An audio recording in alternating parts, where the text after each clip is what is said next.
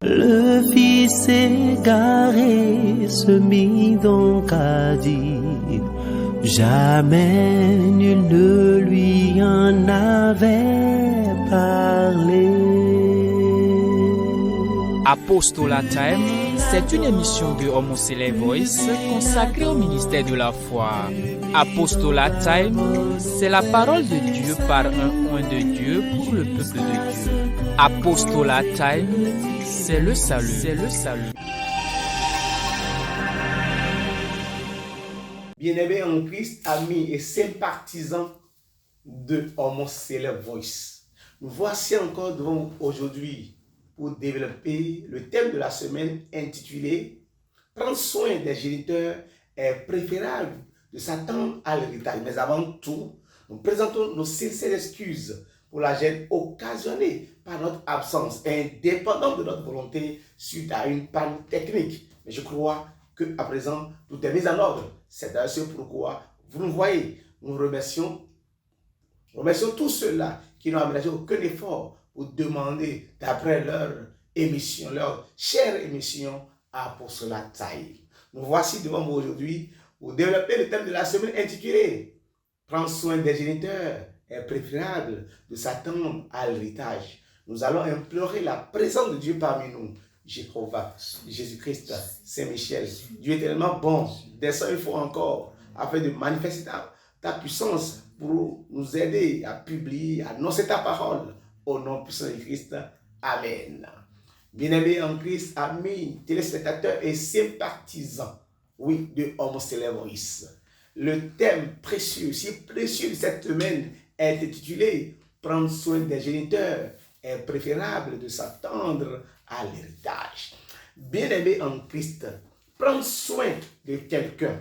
Ici, il s'agit des géniteurs. Quand on parle de géniteurs, c'est celui-là, c'est nos parents biologiques, ceux-là qui nous ont mis au monde. Je parlerai du père, je parlerai de la mère. Bien-aimés en Christ, prendre soin, c'est s'occuper de la personne, c'est l'entretenir, c'est le soigner, le rendre heureux, le mettre à l'aise, c'est venir à son aide, c'est venir le visiter, donc visiter la personne, c'est soigner la personne, venir en aide, l'entretenir, oui, le côtoyer, bien-aimé en Christ. Mais ici, il s'agit des géniteurs. Je pèse mes mots, je précise que quand on parle de géniteurs, dans ce cas d'espèce, c'est le père et la mère, donc les parents biologiques. Alors, bien-aimés en Christ, le thème nous rappelle que prendre soin des géniteurs est préférable. Cela veut dire que est mieux, est meilleur. Ça dit qu'est meilleur pour nous. Le fait de prendre soin des géniteurs, c'est-à-dire de nos parents biologiques, du père et de la mère, nous est préférable que alors de s'attendre à l'héritage. L'héritage, ce n'est rien d'autre que le patrimoine, la fortune, la richesse, le don ou le legs. C'est-à-dire ce que nos parents nous réservent ou nous délèguent avant leur mort. Ce que nos parents nous laissent, d'accord? Les biens matériels, biens matériels comme biens numéraires, hein? Qu'on nous laisse alors avant de mourir. C'est ça qu'on appelle l'héritage. Alors on hérite de nos parents. On hérite de nos parents biologiques, bien sûr. On hérite de nos parents. Alors les parents nous laissent quelque chose avant de mourir. C'est aussi alors une prescription divine. La Bible parle de l'héritage aussi. C'est une prescription divine. Vous héritez. Vous allez hériter de vos parents. Oui. Pourquoi ce thème? Bien-aimés en Christ, ce thème vient dans le cadre de la fête des pères. Qui nous souviennent qu'il y a 2 semaines, nous avons fêté les mères. Nous allons célébrer les mères. Cette fois-ci, on parle maintenant des géniteurs. Alors pour parler de la mère et du père, donc de l'homme et de la femme. Ici, de cas espèce, on parle de l'homme et de la femme, des géniteurs, l'homme et la femme. La Bible déclare que la femme, alors l'homme va quitter son père et sa mère et s'attachera à sa femme et ils deviendront une seule chair. On parle maintenant du père et de la mère. Bien-aimés en Christ, prendre soin des géniteurs est préférable, d'accord, de s'attendre à l'héritage. Que nous dira Paul à Timothée? 1 Timothée, chapitre 5, le verset 8. Si quelqu'un n'a pas soin des siens, Si quelqu'un n'a pas soin des siens, et principalement de ceux de sa famille, et principalement de ceux de sa famille, il a renié la foi. il a renié la foi. Et il est pire qu'un infidèle. Merci. Et il est pire qu'un infidèle. Cela veut dire quoi? Que c'est une ordonnance, c'est une prescription divine que nous devons alors entretenir nos parents. Nous devons prendre soin de nos parents. Nous devons leur venir en aide pour qu'ils ne manquent de rien. Ne serait-ce que pour pas mérite, pour tout ce qu'ils nous ont fait lorsque nous étions enfants. Les sains besoins, par exemple, quand on parle de quoi? On parle de se vêtir, de se nourrir, s'instruire, de s'instruire, de se vêtir, de s'instruire, de se nourrir, de se loger. En tout cas, les sains besoins vitaux que nous savons bien. Bien-aimés en Christ, il faut comprendre que c'est une instruction divine, c'est une prescription divine, c'est une ordonnance que nous devons entretenir nos parents. La Bible va jusqu'à dire que nous renions la foi quand nous ne prenons pas soin de nos parents. C'est très important.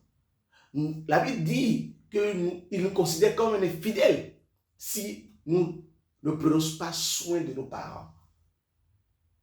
Cela veut dire que c'est un mérite pour les parents que les enfants les entretiennent.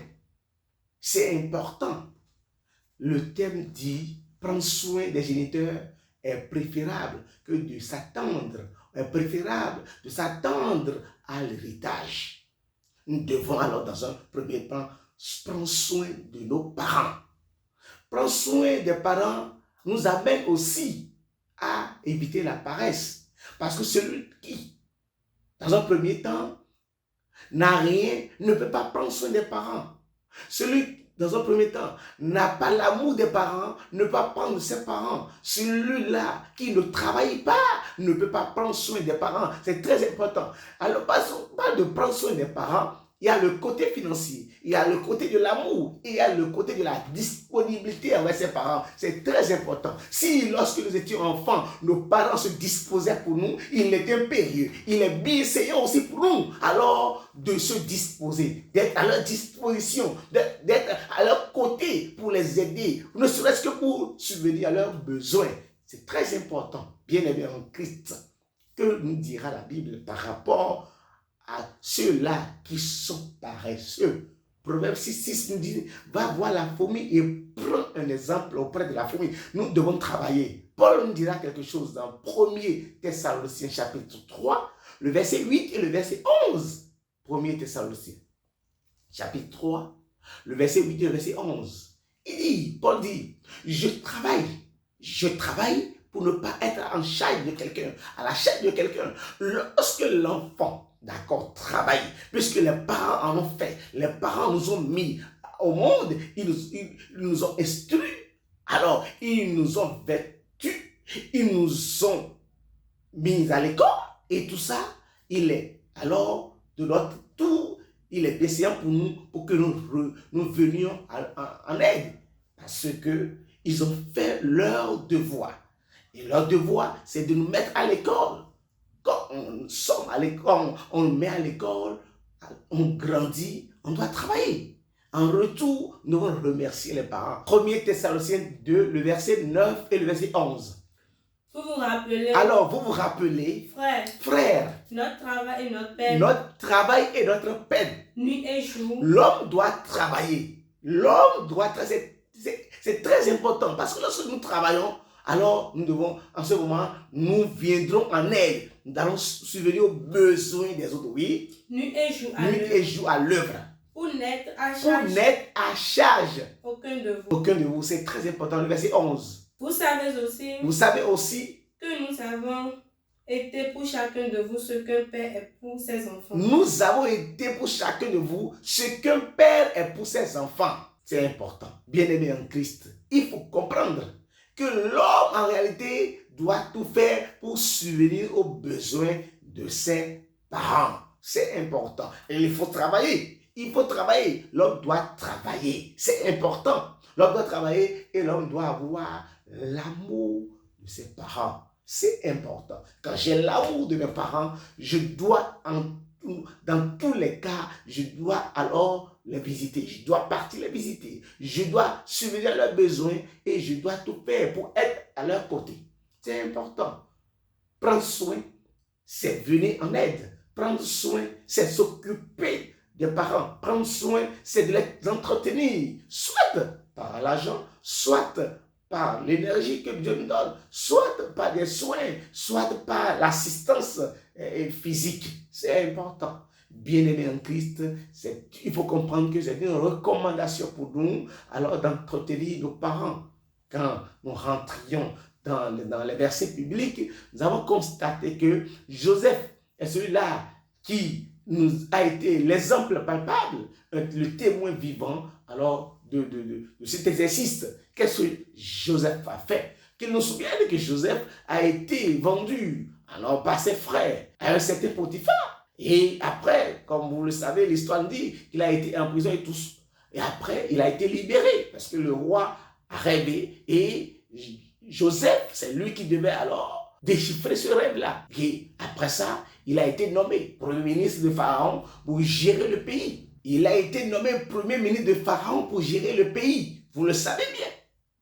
Parce que dans le rêve, il s'est dit qu'il y aura cette année d'abondance où on va manger.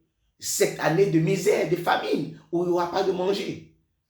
Alors, Pharaon a dit, Joseph, je te nomme à la tête de ce pays. J'ai, comme tu le dis, puisque c'est Dieu qui te l'a montré, parce que aussi nombreux que sont ces visionnaires, aussi nombreux que sont ces voyants, ils n'ont pas pu déchiffrer, ils n'ont pas pu discerner ce rêve. Mais tu l'as dit, c'est pourquoi tu resteras à la tête. Il est arrivé que la famine est intervenue et que Jacob, qui est le père de Joseph et ses frères, n'ont pas trouvé à manger. Jacob a envoyé maintenant ses frères et ses enfants pour dire, allez en Égypte et payez-moi à manger et que nous mangeons avant de mourir. Il s'est fait que finalement, les frères ont trouvé Joseph là-bas. Mais quelle a été l'intention première de Joseph? C'est ce que nous devons retenir.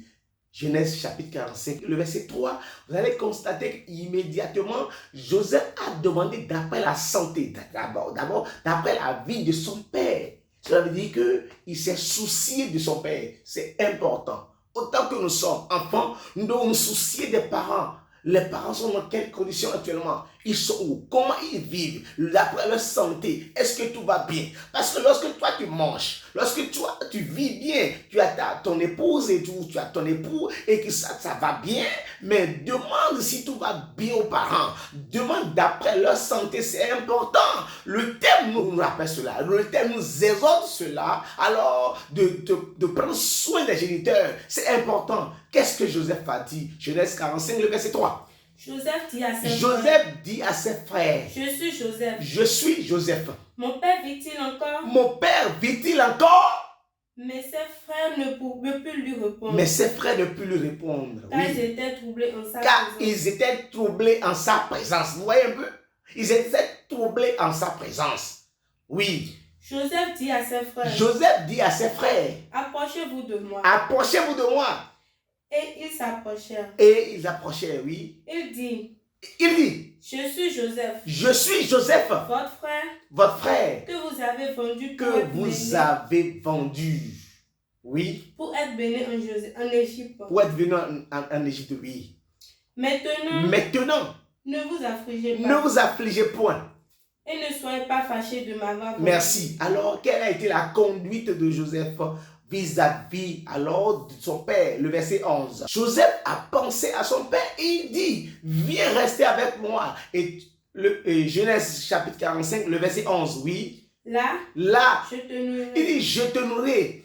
Car il aura encore 5 ans d'années de famine. Il aura encore 5 ans d'années de famine. Et ainsi tu ne payeras point. toi, ta maison, ta maison et tout ce qui est à et toi. tout ce qui est à toi. Donc Joseph a pensé en réalité à son géniteur, à son père. Va dans Genèse 47, le verset 11 encore. Alors, ça nous montre réellement l'intérêt de Joseph pour le bien-être de son père. Oui, Genèse chapitre 47, le verset 11. Joseph rétablit son père Alors, lorsque son père est venu, la Bible dit que Joseph rétablit son père et ses frères et ses frères et leur donna une une propriété dans le pays d'Égypte. d'Égypte. Vous voyez, au lieu de s'attendre à de l'héritage de son géniteur qui est Jacob, au lieu de s'attendre à de l'héritage de son père qui est Jacob, au contraire, c'est Joseph maintenant qui octroie, qui donne, d'accord, qui donne une propriété du terrain à son père et ses frères. C'est de ça qu'il s'agit. Oui. Dans la meilleure partie du Dans pays. la meilleure partie du pays. Dans la contrée du Ramsès. Merci. Vous voyez un peu, c'est de ça qu'il s'agit. Donc le thème, dans un premier temps, nous ordonne à prendre soin des parents. C'est important. Prendre soin des parents, c'est très important. Au lieu de s'attendre à de l'héritage. Bien-aimé en Christ, nous ne parlons pas de Ruth. Vous savez, lui, elle n'a pas de parents, mais sa belle-mère était constituée comme ses parents, comme sa mère, comme sa génitrice. Mais finalement, vous savez ce qui lui est arrivé. Je ne parlerai pas d'elle. Je vais parler cette fois-ci de Joseph. Bien-aimé en Christ, Joseph est l'élément palpable que nous devons prendre de ce côté, de prendre soin. L'autre côté nous dit, nous parle de l'héritage. Prendre soin des parents est préférable que de s'attendre de l'héritage. Aujourd'hui, les gens courent vers l'héritage. On se dit qu'il est mieux pour nous, il est préférable pour nous d'attendre de l'héritage. Et cela amène tout ce qui est de la division, ça amène la haine, ça amène la mésentente, ça amène la mort subite. Regardez par exemple cette lecture, quand nous prenons Marc chapitre 12, le verset 7, regardez ce qui s'est passé, la parabole des virons. Oui, Marc chapitre 12, le verset 7. Parce que lorsque nous attendons l'héritage c'est ce que nous réserve, c'est-à-dire la fortune, le patrimoine, et les biens matériels, ou même des fois les dettes, que nous laissent, d'accord, nos parents à leur décès, soit dans un testament ou autre. Mais regardez par exemple ce que nous dit la Bible, Marc chapitre 12, le verset 7. Mais ces vignerons disent entre eux. Oui, entre eux. Voici l'héritier. Voici l'héritier. Venez. Parce que celui qui a l'héritage, on l'appelle l'héritier. Celui qui possède l'héritage, on l'appelle l'héritier. Et voici l'héritier. Venez. Tuons-le. Cela veut dire quoi? L'héritage amène la tuerie. L'héritage amène les meurtres. L'héritage divise. L'héritage amène la violence. Oui. Et l'héritage sera à nous. Et l'héritage sera à nous. Donc on tue l'autre pour recevoir l'héritage. Regarde combien de personnes ne sont pas mortes dans les problèmes d'héritage, dans les problèmes de terrain, dans les problèmes quand il s'agit d'héritage de terrain. Combien de personnes n'ont pas connu la mort? Faisons un rappel de mémoire pour voir tout ce qui se passe dans cette période où le moment où on partage l'héritage. L'autre dit non, moi je devrais avoir ci. C'est important. Alors si nous avons travaillé, si nous nous contentons de travailler un temps soit peu, est-ce que nous allons convoiter l'héritage? Non, la convoitise des yeux. On convoite l'héritage. Regarde l'exemple de cet homme qu'on appelle l'enfant prodige. L'enfant prodige là, qui c'est-à-dire qu'il a laissé son père vivant. Du vivant de son père, lui a réclamé son héritage. Alors que quand on parle de l'héritage au décès des géniteurs, au décès des géniteurs, on parle de l'héritage. Mais cette fois-ci, l'enfant là a laissé son père, c'est-à-dire du vivant de son père, il a réclamé quoi? Il a réclamé son héritage. Oui, parce que c'est un fainéant. Oui, parce que c'est un paresseux. Oui, c'est parce qu'il ne travaille pas. Oui, parce qu'il ne veut pas travailler. Oui. Luc chapitre 15, à partir du verset 11. Oui. Puis il poursuivit. Un homme avait deux fils. Il dit, un homme avait deux fils. Le plus jeune lui dit. Le plus jeune lui dit. Mon père. Mon père, mon géniteur. Oui. Donne-moi ma part d'héritage. Donne-moi ma part de l'héritage. Vous voyez, son père est vivant, mais lui réclame la part de l'héritage. C'est gravissime, c'est très grave. Le père est encore vivant, mais lui demande la part de l'héritage, oui. Celle qui doit me revenir. C'est-à-dire l'héritage, la part ou celle qui doit me revenir lorsque tu seras décédé. Mais de ton vivant, moi, je réclame pour ça. Donne-moi pour moi. Vous voyez ça? Oui. Et le père fit le partage de ses biens. Alors, le père fit le partage de ses biens entre ses fils. Quelques jours plus tard, le cadet vendit tout ce qu'il avait reçu. Oui. Et s'en alla dans un Alors, il pays. prend tout ce qu'il avait reçu et s'en alla dans un pays lointain où il a dilapidé tout. Il a tout dilapidé, il n'avait plus rien. Il était misérable. Il n'était même pas comparé au serviteur de son père lorsqu'il était auprès de son père. Vous voyez un peu ça? Merci. N'allons pas tergiverser sur ça. Il réclame du vivant de son père l'héritage. C'est dangereux. Mon frère, je t'invite à travailler. Je t'invite à travailler, à être laborieux pour éviter de cette convoitise de l'héritage. C'est grave.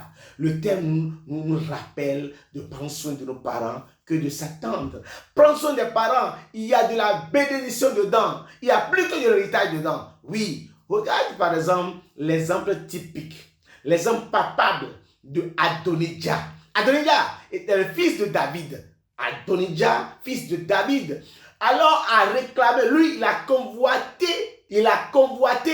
le trône de David. Vous voyez, du vivant même de son père, lui, il a convoité le trône. La convoitise des yeux. Premier roi, chapitre 1er, le verset 5. Adonijah, fils de Hagith, fils de Hagith, oui, se laissa emporter par l'orgueil. Jusqu'à dire, c'est moi qui serai roi. C'est moi qui serai roi. Et il se procura un char et des cavaliers. Et 50 hommes qui couraient devant lui. Le verset 9.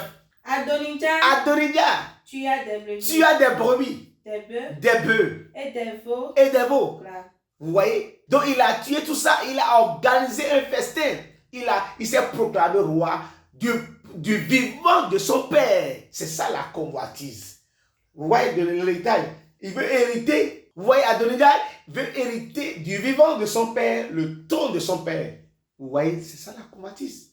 Parce que voilà, quand on ne fait rien, quand on ne veut rien faire, la Bible déclare que Adonijah était quelqu'un de très beau et que son père ne l'a jamais frappé. Le père ne l'a jamais frappé. Le père ne l'a jamais méprisé. Le père ne l'a jamais, c'est-à-dire qu'il donnait des remontrances parce que c'était quelqu'un de beau, c'était quelqu'un de tendre et que personne ne lui reprochait quelque chose. C'est ça qui lui a fait, qu'il a monté l'orgueil. Et il se disait, certainement c'est moi qui serai roi. Et il a réclamé. Alors, la royauté du vivant de son père, c'est dangereux. Bien-aimés en Christ, il faut que nous rappelions ces exemples pour éviter ces erreurs. C'est très important, bien-aimés en Christ. Quand nous évoluons dans 1er roi 2, le verset 15, 16, 17, 18, après ça, lorsqu'il a échoué ce plan, parce que ce plan a échoué, parce que la mère de Salomon aurait appris par Nathan et s'est dépêché voir le roi. David vous dit, ah, mais tu m'as trompé et tu as honoré ton fils Adonijah. Ah, mais tu m'as promis la royauté. Et ça fait que, alors David a eu connaissance de cela et David a promis, d'accord, à appeler Nathan, alors pour honorer Salomon, pour lui donner la royauté, pour lui donner la royauté. Bien-aimé en Christ. Mais après ça, puisque Adonijah était quelqu'un qui avait la convoitise des yeux, a convoité encore la femme de son père David, la jeune fille. Alors qu'on lui avait amené lorsqu'il était vieux, lorsqu'il était dans sa vieillesse, cette fille, Adonijah a convoité encore cette fille. Il a voulu hériter. Vous voyez, quand on parle d'héritage, il y a différentes sortes d'héritage.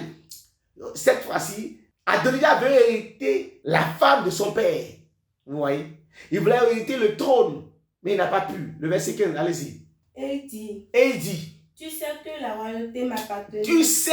royauté m'appartenait. Et que tout Israël portait ses regards sur moi. Et que tout Israël portait ses regards sur moi. Pour me faire régner. Pour me faire régner. Mais la royauté a tourné. Mais la royauté a tourné. Et elle est échue. Et elle est échue. À mon frère. À mon frère Salomon. Oui. Parce que l'Éternel a lui. Parce que l'Éternel lui a donné. Oui. Maintenant. Je te demande. Une chose. Ne me la refuse pas. Ne me la refuse pas. Elle lui répondit. Parle. Et il dit. Dis. Je te prie. Au roi Salomon. Car il ne te le refusera pas. Qu'il me donne pour femme. Abishag. La Sunamite. Vous voyez, Abishag la Sunamite, qui était la jeune fille qu'on a donnée à son père dans sa vieillesse, ne serait-ce que pour entretenir son père. Alléluia. Alors, quand on parle d'héritage, il y a beaucoup de choses. Lui, alors, il veut hériter de cette femme de son père. Vous voyez? Alors, cela lui a fallu la mort. Lorsque Salomon a appris ça, il a envoyé des gens pour le faire mourir immédiatement. C'est pourquoi je vous dis, l'héritage tue. Quand nous attendons l'héritage, quand nous convoitons l'héritage, c'est la mort. La suite, c'est la mort. La suite, c'est la mort. Regardez, il a convoité le trône. Dieu l'a lui a retiré. Il a convoité encore la femme de son père, qui est la Sunamite là, mais Salomon l'a tué immédiatement. Il dit, mais si on le laisse un jour, il va demander le trône. Vous voyez, bien aimé en Christ, nous devons nous ressaisir. C'est important. C'est primordial. Il faut savoir que nous devons travailler pour éviter de s'attendre, à de tels héritages qui n'ont pas de sens. La Bible dit dans Jérémie 17, le verset 4, par notre propre faute, nous allons perdre l'héritage. Oui, par ta faute, tu perdras l'héritage de Dieu. L'héritage que Dieu même t'a réservé.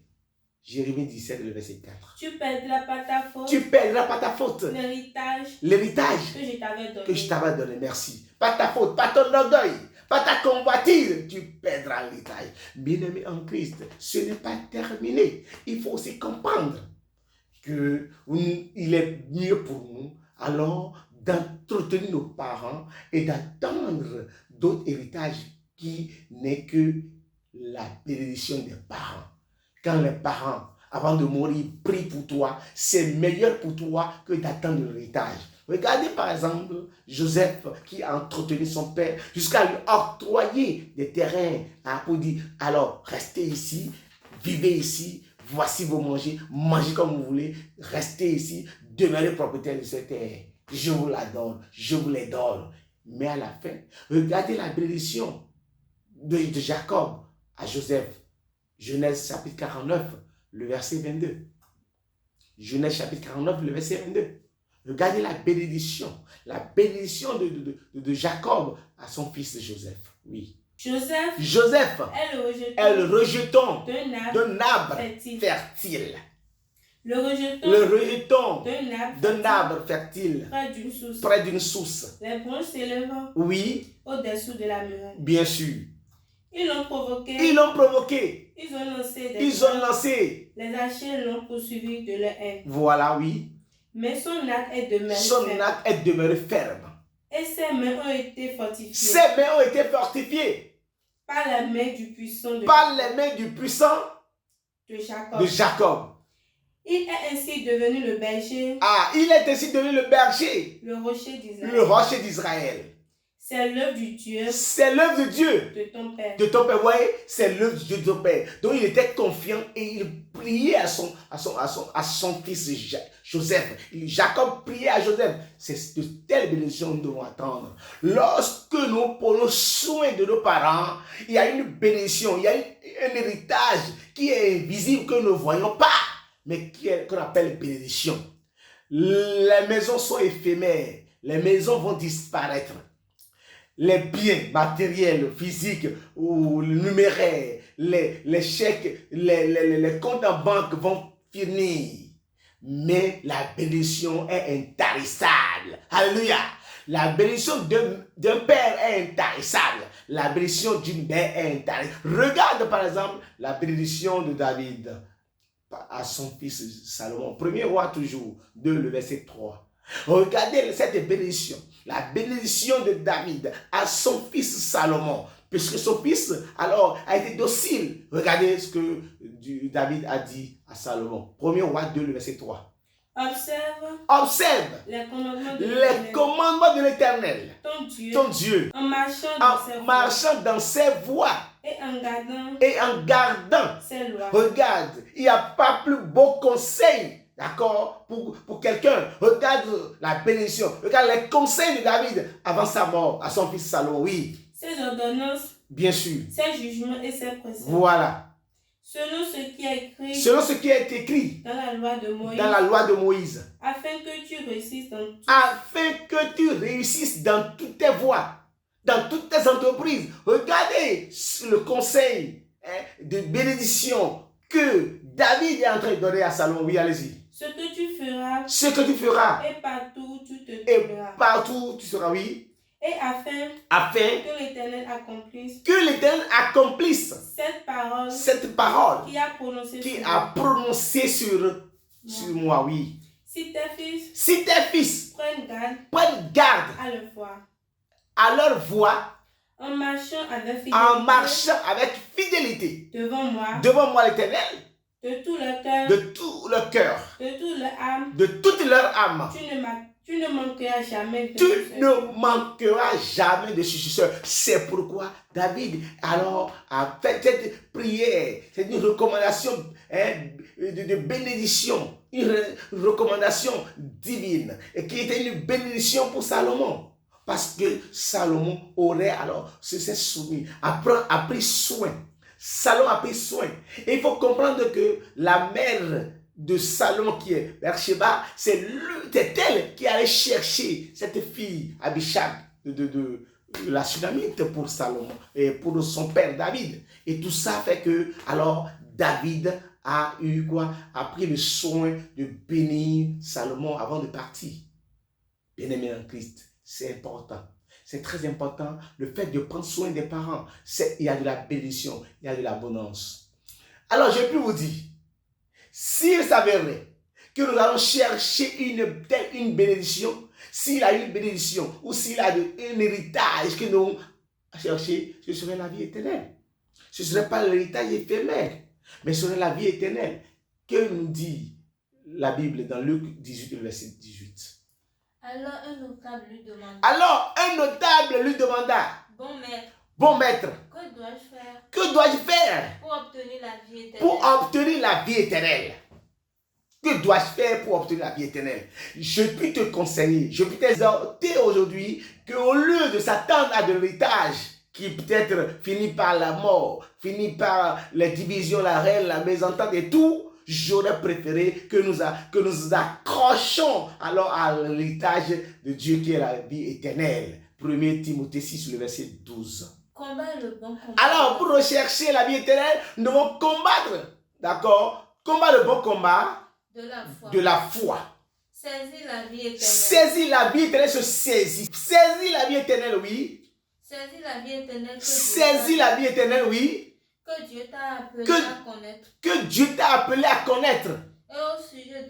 Et au sujet de laquelle tu as fait cette belle confession devant un grand nombre de personnes. Bien-aimés en Christ, c'est de ça qu'il s'agit. Nous devons rechercher quoi? La vie éternelle. C'est la promesse de Dieu pour ses enfants. La promesse de Dieu pour nous, c'est la vie éternelle.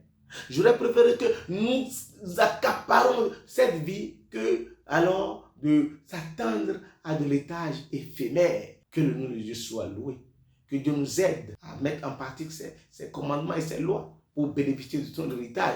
Dieu étant le géniteur de tout le monde, il a dit dans Malachie 2, verset 9, dans pas lire, Malachie 2, verset 10, qu'il est le Père de tout le monde. C'est notre Père, c'est lui notre géniteur. Alors, pour prendre soin de Dieu, c'est quoi? C'est d'observer ses commandements. Jésus dit, la nourriture est d'accomplir ses œuvres. Lorsque tu mets en pratique les commandements de Dieu, les ordonnances, l'héritage est là. Lorsque tu as foi en Dieu, l'héritage est là. Il a promis et il nous donnera à coup sûr. Il nous a promis et il nous donnera à coup sûr. C'est de ça qu'il s'agit. Bien-aimés en Christ, alors retournons vers Dieu. Prenons soin de nos parents. La bénédiction y est. La bénédiction est là. L'héritage, la bénédiction des parents est plus qu'un héritage. Travaillons pour avoir de quoi subvenir aux besoins des parents lorsqu'ils sont dans leur vieillesse. Et ne nous campons pas à d'éventuels héritages. Alors Dieu étant notre géniteur, pour prendre soin de Dieu, c'est d'obéir à ses commandements. Jésus dit, si vous m'aimez, obéissez à mes commandements. Il y a de l'héritage que nous devons saisir cette fois-ci, qui est la vie éternelle. Et la vie éternelle, pour que nous héritons la vie éternelle, il faut quoi? Il faut combattre, il faut saisir, il faut faire le bon combat de la foi. Rester dans la foi pour que nous demeurions chrétiens. Nous demeurons dans la foi chrétienne pour que la promesse de Dieu soit la nôtre. Que le nom de Dieu soit loué. Au nom puissant de Christ, nous allons prier Jéhovah, Jésus-Christ, Saint-Michel. Dieu est tellement bon. Nous venons d'entendre ta parole. Nous devons d'écouter ta parole. Nous venons d'entendre ta parole. Grave-la dans nos cœurs. Apprends-nous à obéir à ta voix. Apprends-nous à s'attendre à la vie éternelle que l'héritage éphémère. Et que toutes les fois que nous prenons soin de nos parents pour avoir leur bénédiction, au nom puissant de Christ. Amen, amen, amen, le Seigneur Jésus-Christ. Alléluia.